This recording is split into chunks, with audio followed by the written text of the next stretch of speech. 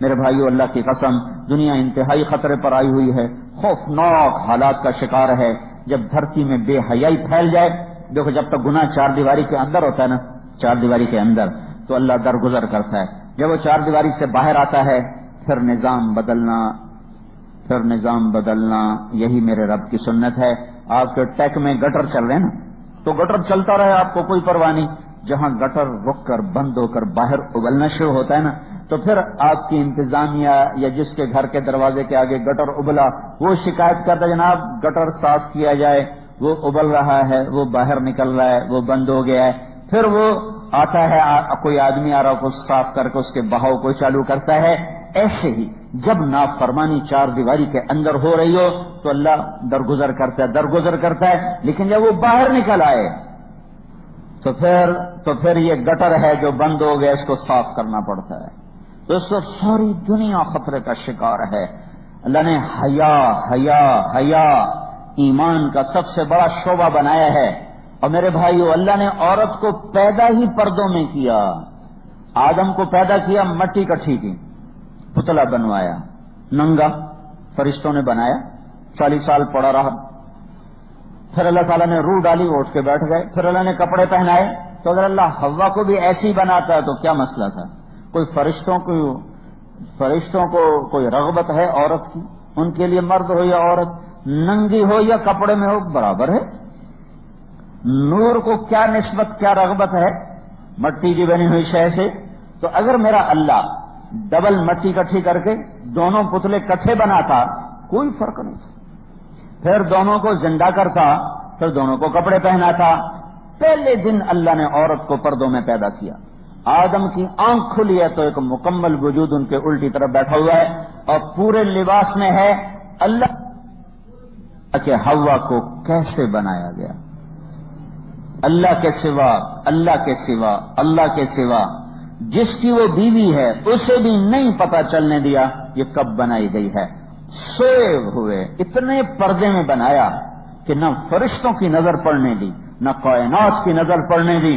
پہلے دن سے اللہ نے ہماری ماں کو پردوں میں پیدا فرما کے مٹی کا پتلا نہیں بنایا، ننگے نہیں ڈالا، پردوں میں چھپا کر بنایا اور مکمل بٹھایا پہلو میں، اور الٹی طرف پیدا کیا، سیدھی طرف سے نہیں پیدا کیا۔ الٹی طرف دل ہوتا ہے، سیدھی طرف دل نہیں ہوتا، دل الٹی طرف ہوتا ہے۔ اس بات کی طرف اشارہ کیا ہے کہ یہ عورت جس روپ میں ہوگی اس کا مقام دل ہی میں ہوگا، چاہے وہ بیوی کا روپ ہو، ماں کا روپ ہو، بیٹی کا روپ ہو، بہن کا روپ ہو، خالہ ہو، دادی ہو، جس روپ میں بھی ہے یہ دل کے اندر اس کی جگہ ہے، دل کے دور اس کی جگہ نہیں ہے۔ اللہ نے اتنے پردوں میں اس کو پیدا فرمایا۔ پورے قرآن میں کسی عورت کا اللہ نے نام نہیں لیا سوائے حضرت مریم کے کہ ان کے بیٹے کو لوگوں نے اللہ کا بیٹا بنا دیا، تو پھر اللہ نے واضح کیا ذالک عیسی ابن مریم، یہ میرا نہیں مریم کا بیٹا ہے، یہ میرا نہیں مریم کا بیٹا ہے۔ میں پوری تسلی سے آپ کو بتا رہا ہوں، میں نے سارا قرآن ایک دفعہ تسلی سے نہیں کئی دفعہ تسلی سے دیکھا، میں نے دیکھا کہ پورے قرآن میں ایک عورت کا نام نہیں سوائے حضرت مریم کے، اور مریم کا نام آیا ہے اس شک اور اس شبے کو دھونے کے لیے کہ عیسیٰ مریم کا بیٹا ہے، عیسیٰ اللہ کا بیٹا نہیں ہے۔ اس کے علاوہ اللہ نے کسی اچھی عورت ہو یا بری عورت ہو کسی کا نام نہیں لیا۔ اللہ نے عورت کے نام کو بھی پردوں میں رکھا ہے۔ یہ اتنے پردے میں رکھنے والی چیز ہے کہ اللہ نے نام پر بھی پردہ ڈالا، لیکن ہمارے ماحول نے کیا کیا؟ نوجوان لڑکے لڑکی کو ایک چیئر پہ بٹھا کے تعلیم یافتہ بنانا شروع کر دیا، یہاں زنا نہیں آئے گا تو کیا ہوگا؟ اور عورت نے گھنگرو باندھ لیے، کپڑے اتار دے، سکرین ننگی ہو گئی، ساری رات ہمارے نوجوان ننگے ناچ دیکھتے دیکھتے سوتے ہیں۔ تو جب ایسی راتیں گزریں گی تو اللہ کی قسم کوئی پتہ نہیں کسی رات کو زمین کروٹ لے اور سب کچھ اندر اور اندر کا باہر اور باہر کا اندر چلا جائے، کوئی پتہ نہیں کہ ہوائیں پاگل ہو جائیں یا بجلیاں اللہ تعالیٰ کی وہ بے لگام ہو جائیں یا اللہ تعالیٰ کی تلوار بے نیام ہو جائے یا میرے اللہ کے بادلوں کے تیور بدل جائیں یا زمین آسمان کی گردش بدل جائے۔ توڑی دیتا ہے۔ دنیا میں ایک قوم بے حیا بے غیرت آئی تھی لوط علیہ السلام کی، اللہ نے ان کو 5 عذابوں سے مارا۔ دنیا کا سب سے بڑا کافر فرعون ہے، فرعون دنیا کا سب سے بڑا کافر فرعون۔ کہ دنیا کا واحد انسان ہے جس نے کہا خدا ہی میں ہوں، انا ربکم الاعلی، میں خدا ہوں. یہ دعویٰ دنیا میں کسی نے کیا؟ سجدہ کروایا بادشاہوں نے، خدا ہی میں ہوں. یہ صرف فرعون تھا، اللہ نے پانی میں ڈبو کے ختم کیا. لیکن لوط علیہ السلام کی قوم پہ 5 عذاب آئے ہیں. 5. زمین میں زلزلہ، فرشتے کی چیخ، پتھروں کی بارش، شیروں کا مسخ ہونا، اوپر کا نیچے اور نیچے کا اوپر کر کے آسمان تک جا کر زمین پہ گرا کے مارنا. یہ کٹھے عذاب اللہ نے پھینکے ان پر. ان کی بے حیائی اور بے غیرتی کی وجہ سے ساری دنیا بے حیائی کے خوفناک شکنجے میں آ چکی ہے. ناچ گانا، آوارگی، عورت کپڑے اتار چکی ہے، نوجوان کی نظر بے حیا ہو چکی ہے، ہاتھوں سے قرآن اتر کر گٹار آ چکا ہے. اور میرے بھائیو طوفان آیا تو مسجد بھی بہہ جائے گی، مندر بھی بہہ جائے گا. جب بجلیاں چمکیں گی اور گرجیں گے بادل اور تیور بدلیں گے زمین آسمان کے، پھر اللہ کی سنت ہے وَأَنْجَيْنَا الَّذِينَ نَهَوْنَ عَنِ السُّوءِ. اللہ پھر انہی کو ہی بچاتا ہے جو اوروں کو بچانے کے لیے دھکے کھا رہے ہوتے ہیں، ورنہ اس میں ہر شے بہہ جاتی. اللہ تعالیٰ نے موسیٰ علیہ السلام سے کہا تیری قوم کے 1 لاکھ کو پکڑنے لگاؤں، 40,000 اچھے ہیں، 60,000 برے ہیں. تو اللہ تعالیٰ نے موسیٰ علیہ السلام نے کہا تو 40,000 کا قصور کیا ہے؟ کہ یہ ان 60,000 کو سمجھا نہیں رہے اس لیے ان کو پکڑ رہا. ایک دن طاعون کا وار کیا، پورے 1 لاکھ کو طاعون میں پکڑ کے زیر زمین پہنچا دی.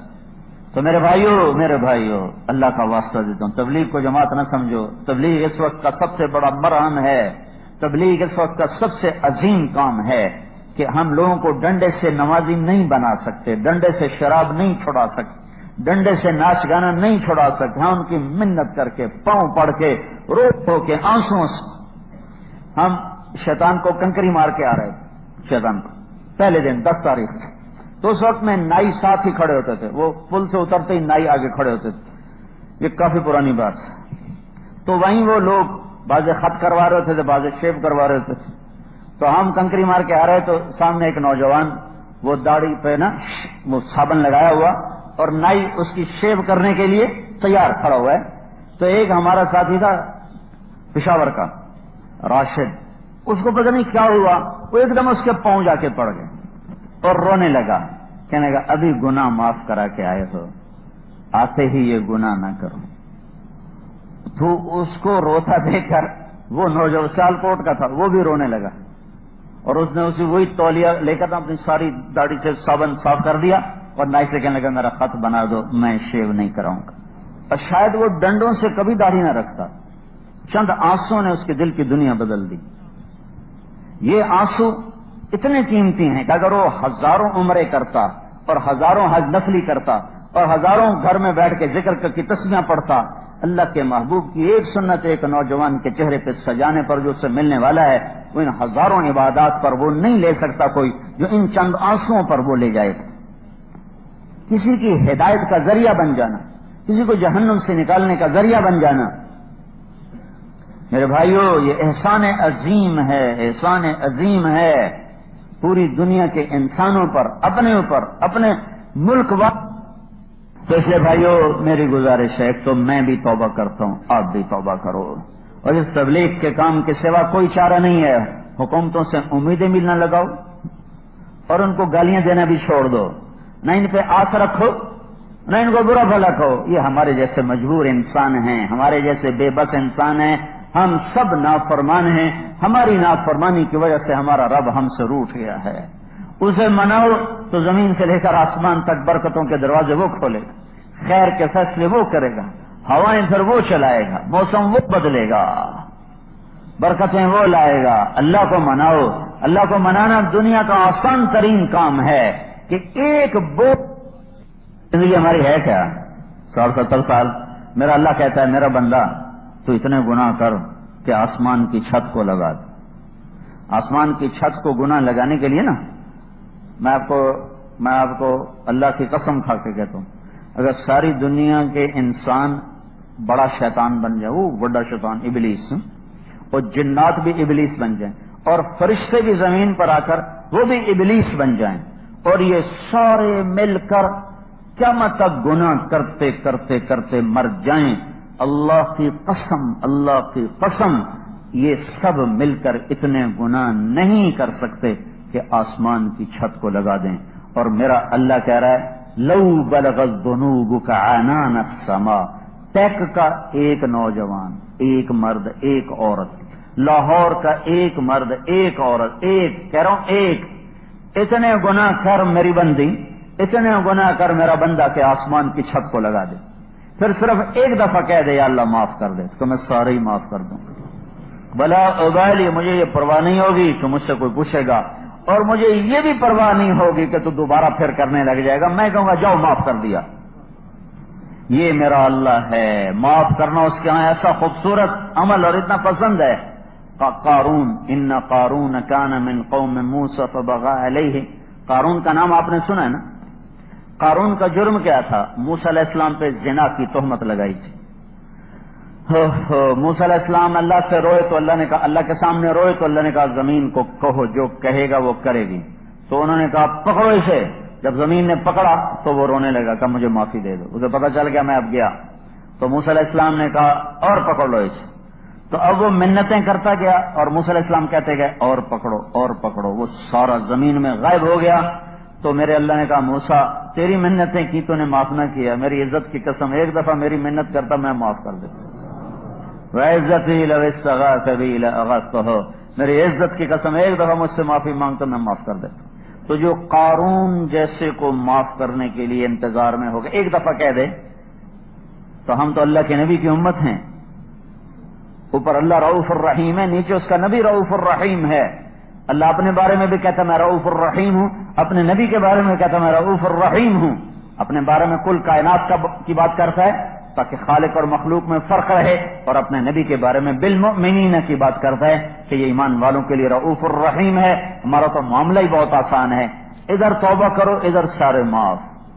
تو میرے بھائیو اللہ کے سامنے جھکنے کی ضرورت ہے، اللہ کو منانے کی ضرورت ہے، وہ مان گیا تو مسئلہ ہی آسان ہے، اور اس کا ماننا کا ادھر میں توبہ کروں گا ادھر کہ جاؤ صلح ہوگا، صرف معافی نہیں کرتا، صلح ہی نہیں کرتا بلکہ یاری بھی لگا لیتا۔ موسیٰ علیہ السلام کے زمانے میں بارش نہیں ہو رہی، وہ تنگ ہو گئے لوگ، وہ اپنے امت کو لے کر باہر نکلے، کو 70,000 آدمی، بارش کی دعا کی، دھوپ تیز ہو گئی، تو موسیٰ علیہ السلام نے کہا یا اللہ ہم نے بارش مانگی تو نے دھوپ تیز کر دی، تو اللہ تعالیٰ نے فرمایا اس مجمع میں ایک آدمی ہے پچھلے 40 سال سے میرا مجرم ہے، جب تک وہ کھڑا ہے میں تیری بھی نہیں سنوں گا۔ تو وہ کیسا مجرم تھا جس نے موسیٰ علیہ السلام کی دعا کو بھی روک دیا؟ تو موسیٰ علیہ السلام نے اعلان کیا بھئی ایسا آدمی ہے اس مجمع میں، نکل جائے دفع ہو جائے۔ تو اس نے ادھر دیکھا پھر ادھر دیکھا، جب کوئی نہ نکلا تو کہنے لگا لو خرجت ففضحت نفسی، اب اگر میں نکلتا ہوں تو ذلیل ہوتا ہوں، اگر کھڑا رہتا ہوں بارش نہیں ہوتی۔ ہائے ہائے ہائے، اب اس کو توبہ کا خیال آیا۔ یہ توبہ کون سی ہے؟ اللہ کی محبت کی نہیں، اپنی عزت بچانے کے لیے کہ عزت رہ جائے، پتہ نہ لگے کسی نو۔ تو اب وہ اللہ سے بات بھی یہی کی اس نے۔ نمبر 2 قسم کی توبہ، نمبر 1 توبہ یہ ہے کہ اللہ کی حیا میں توبہ کی جائے اور اللہ سے ڈر کے توبہ۔ یہ کیوں توبہ کر رہا ہے کہ میرے عزت رہ جائے، تو کہنے لگا اللہم انی عصیتک 40 سنۃ فامہلتنی فجئتک تائبا فاقبلنی، میرے مولا 40 سال تیری نافرمانی کی تھی، تو میں نو کجی آیا، آج بھی مہربانی کر جاندی کر اے میری توبہ، میری عزت رکھ۔ اس کا سوال دیکھو کر میری عزت رکھ، میری توبہ، میری عزت رکھ، سارا مطالبہ ہی نمبر 2 ہے۔ اور وہ کیا کہہ رہا ہے؟ وہ اوپر والے نے کیا کیا؟ ہائے ہائے ہائے، ہوا کا رخ بدل گیا، بادل اٹھا اور بارش ہوئی چھما چھم۔ تو موسیٰ علیہ السلام نے پوچھا یا اللہ آدمی تو مجمع سے نکلا کو نہیں، بارش کیسے ہوئی؟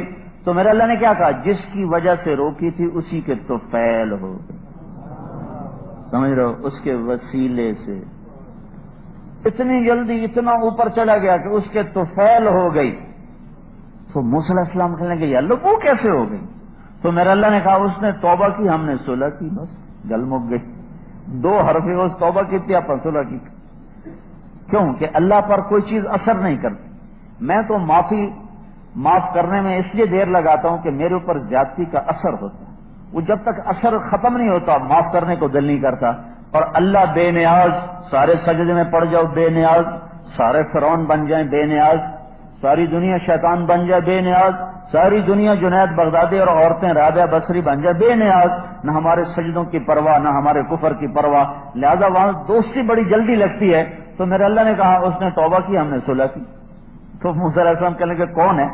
تو اللہ تعالیٰ نے کہا جب نافرمان تھا پتہ نہیں بتایا، جب یاری لگی اب کیسے بتاؤں؟ لوگوں سے کہتا ہوں چگلی نہ کھاؤ، خود چگلی کھاؤں ہے، لوگوں سے کہتا ہوں کسی کی پکڑی نہ اچھالو، خود اپنے بندے کی پکڑی اچھالوں۔ نہیں نہیں، یہ میرا اور میرے بندے کا راز ہے، یہ میرے اللہ کی کرم نوازی ہے کہ وہ یوں معاف کرنے کے لیے تیار ہے۔ اور جب کوئی آدمی توبہ پہ پکا ہو جاتا ہے تو اسے اگلی سنو، اگلی کیا کرتا ہے؟ فَأُولَٰئِكَ يُبَدِّلُ اللَّهُ سَيِّئَاتِهِمْ حَسَنَاتٍ۔ جب کوئی توبہ پہ پکا ہو جاتا ہے تو اللہ تعالیٰ کہتا ہے جتنے گناہ کیے تھے پہلے معاف کیے تھے، اب ہر گناہ کے بدلے میں ایک نیکی لکھ دی ہے۔ احسا رب خود سن بھائی، معاف کر دینا کتنی بڑی دولت ہے، پتہ نہیں معاف بھی کر دیا ہے اور جتنے گناہ کیے نا سب کی جگہ نیکیاں لکھ دی۔ ہمارے ایک دوست تھے، ان کی بیٹی کی شادی تھی، تو میں کبھی نہیں جاتا ایسے موقعوں پر اس قسم کی جگہ پر، لیکن اس نے میری اتنی منت کی کہ میں شرمندہ ہی ہو گیا۔ میں نے کہا اچھا بھائی میں آ جاؤں گا، اور پھر اس نے مجھے تسلی دلائی کہ وہاں سارا الگ الگ ہے، عورتوں کا انتظام الگ ہے، مردوں کا الگ ہے، پی سی لاہور میں۔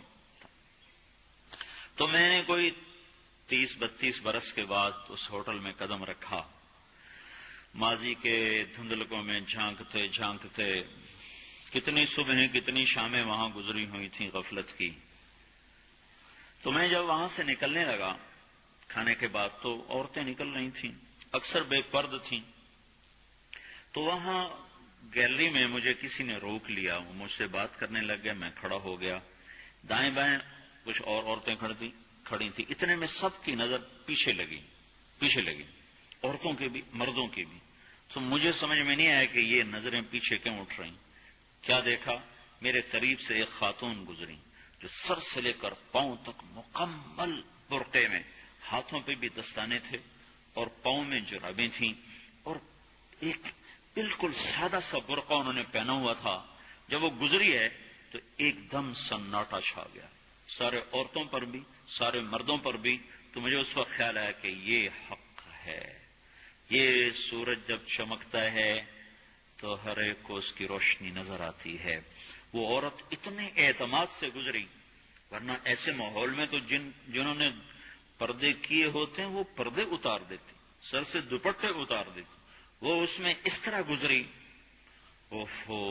سب کی نظریں شرم و حیا سے جھک گئیں۔ وہ عورتیں جن کے دوپٹے کہیں جا رہے تھے ان کی بھی نظریں شرم و حیا کی وجہ سے جھک گئیں۔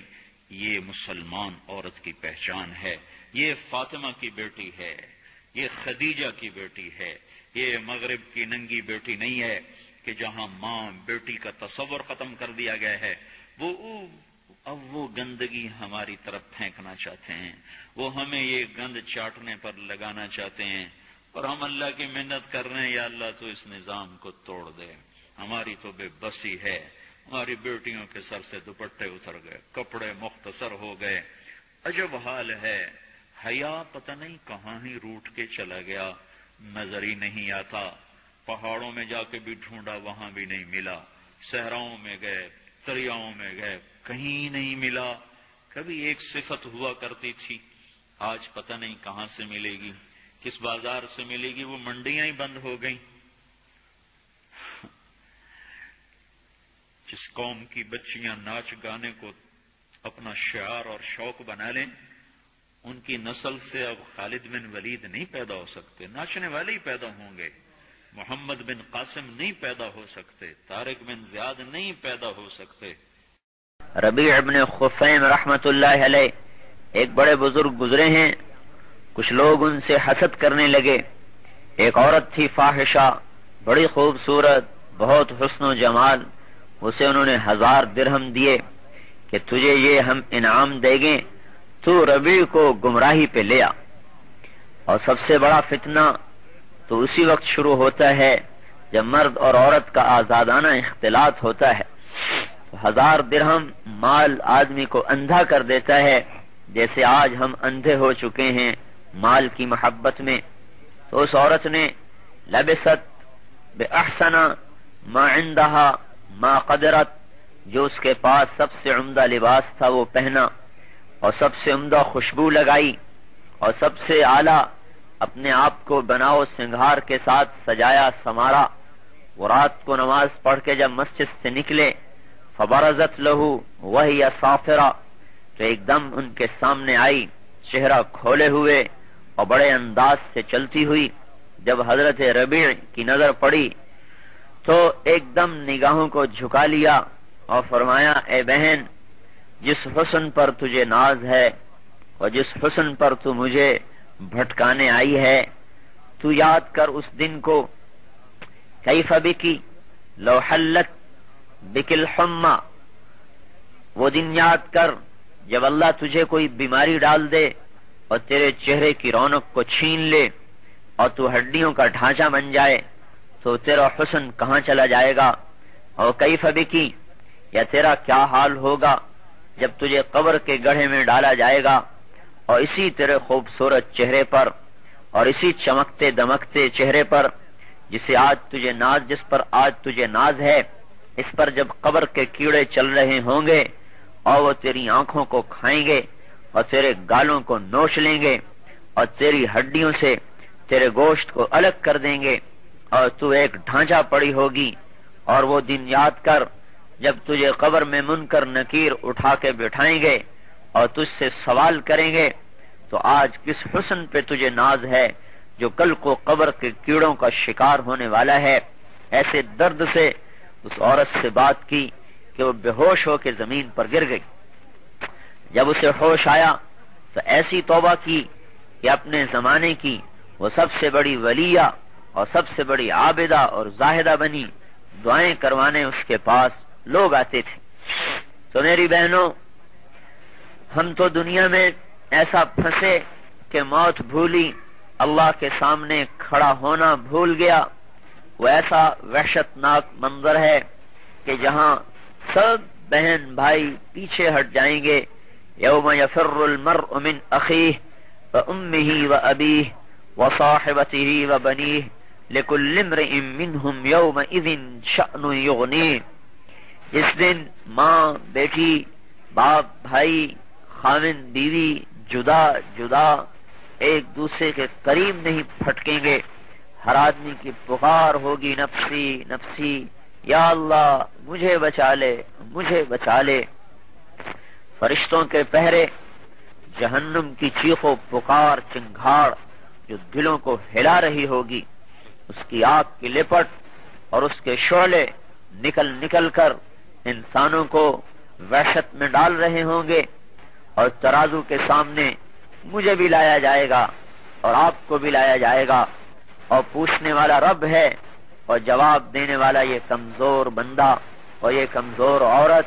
عورت کا تو ویسے ہی دل کمزور ہوتا ہے جب اللہ براہ راست نام لے کر کہے گا، اینما اعطیتک، اینما خولتک، اینما انعمت علیک، بتا کہاں گیا جو تجھے دیا تھا، کہاں گیا جو تجھے پہنایا تھا، کہاں گیا جو تجھے مال دیا، رزق دیا، عقل دی، کیا کر کے آیا ہے؟ اوہو، پتے کی طرح کانپ رہا ہوگا ہر انسان، مرد عورت، بڑوں بڑوں کے پتے اس دن پانی ہو جائیں گے جب اللہ براہ راست پوچھے گا، بتا کیا کر کے آیا ہے؟